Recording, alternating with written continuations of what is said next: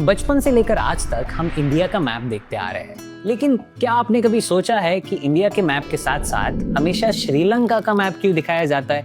अगर आप सोच रहे हो कि श्रीलंका भारत का पड़ोसी देश है, इसीलिए नक्शे में दिखाना नॉर्मल है, तो एक बार फिर से नक्शा ध्यान से देखिए, क्योंकि भारत के पड़ोसी देश तो और भी है।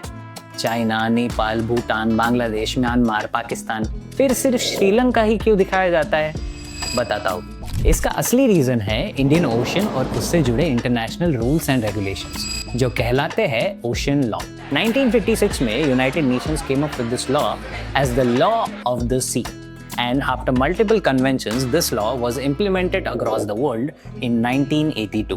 इस लॉ के मुताबिक किसी भी कोस्टल कंट्री के शोर लाइन से 200 नॉटिकल माइल्स तक का एरिया उस देश का माना जाता है, और इसके अंदर आने वाले सारे आइलैंड्स और ज्योग्राफिकल एरियाज उस देश के नक्शे में दिखाना जरूरी है। एक नॉटिकल माइल होता है 1.824 किलोमीटर्स, मतलब 200 नॉटिकल माइल्स होता है लगभग 370 किलोमीटर्स।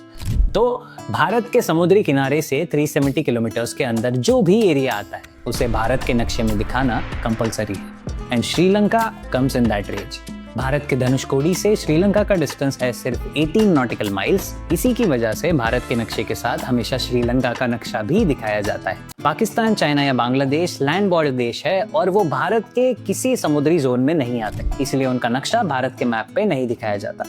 अगर आपको ऐसा लगता है कि हमने आपका ज्योग्राफिकल नॉलेज थोड़ा सा इंप्रूव किया है, तो please share it with your friends and families. For more such interesting videos, follow College Mentor. See you in the next video.